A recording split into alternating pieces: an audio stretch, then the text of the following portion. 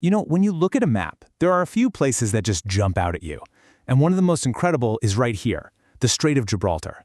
It's this tiny little gap where two massive continents, Europe and Africa, almost seem to reach out and touch each other.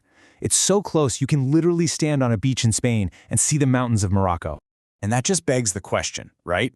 If they're so close, why can't you just drive from one to the other? Why isn't there a bridge or a tunnel connecting them? Well, the answer to that question is this incredible story of human ambition clashing with some of the most powerful forces on planet Earth. I mean, look at that number. At its narrowest point, the strait is just 14.3 kilometers wide. That's less than 9 miles. To give you some perspective, that's a shorter drive than a lot of people's daily commute. There are bridges all over the world that are way longer than this. So it seems like it should be simple.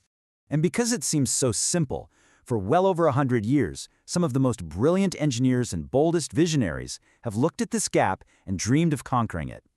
It's a project that's been talked about, designed, and debated for generations. A physical link that could totally reshape trade and travel between two continents. And yet, it remains one of the world's great, unbuilt marvels. So what is it that makes this little 14-kilometer stretch of sea so incredibly difficult to cross?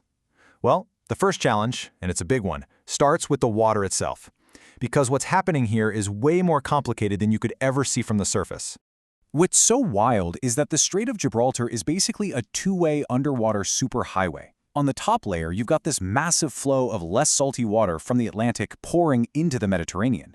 But deep underneath, there's an even more powerful current of super salty, dense water from the Mediterranean flowing out into the Atlantic. These two immense forces grinding against each other create some of the most turbulent and violent currents you can imagine.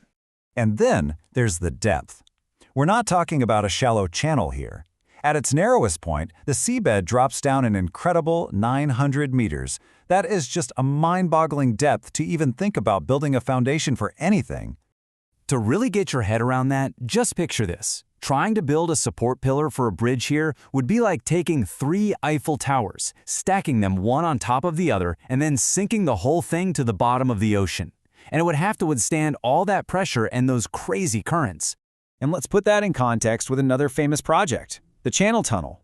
I mean, that was one of the greatest engineering feats ever, right? At its deepest point, the tunnel is about 180 meters down.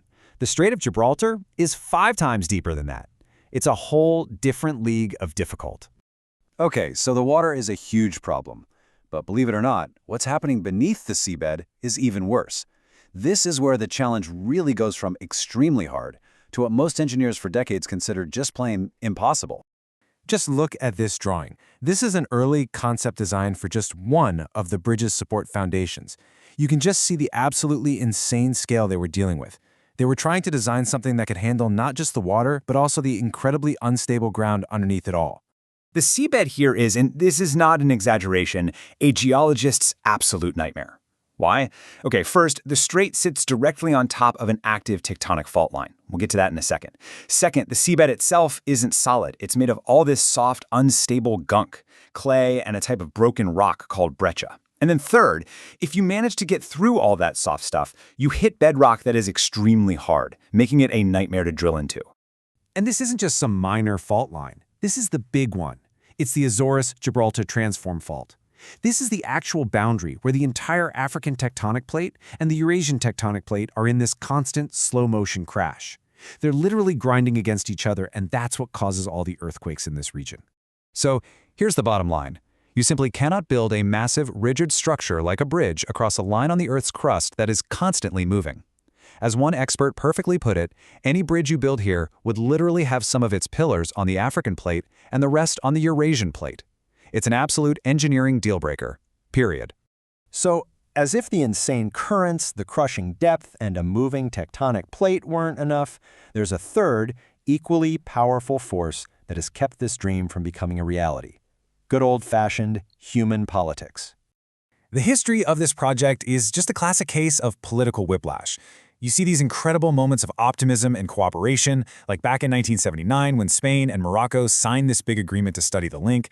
But then, inevitably, some diplomatic spat or political tension flares up, and the whole thing gets put on ice for years, or even decades, only to be revived again when things cool down, like what we saw in 2023.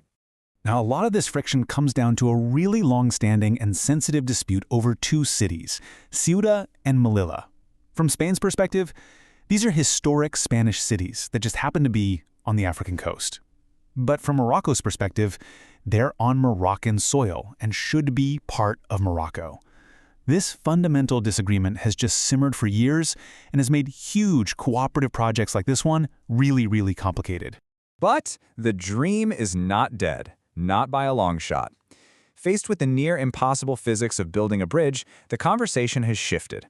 Engineers and politicians have started to think, what if we don't go over the problem? What if we go under it? And this is a huge pivot in strategy. The original dream of a massive bridge was basically defeated by that trifecta of challenges: the depth, the currents, and that pesky tectonic fault line. But the modern idea, a tunnel, is actually brilliant because it cleverly sidesteps most of those problems by burrowing deep beneath the unstable seabed and the turbulent water. So what does this new plan actually look like? Well, get this. We're talking about a rail tunnel, almost 39 kilometers long in total, and nearly 28 of those kilometers would be deep under the sea. But here's the real game changer. The goal is to directly connect the high-speed rail networks of Europe and Africa. Just imagine hopping on a train in Madrid and getting off in Casablanca. It would create this incredible new economic artery with a target start date of 2030. And that brings us right back to the ultimate question. After a century of dreaming, it seems like modern technology has finally found a way. The engineering hurdles, while still massive, finally look solvable. But the final, and maybe the most difficult strait to cross, might not be made of water or rock at all. It might be made of politics. And you have to wonder, will the political will of these two nations finally be strong enough to match the ambition of their engineers?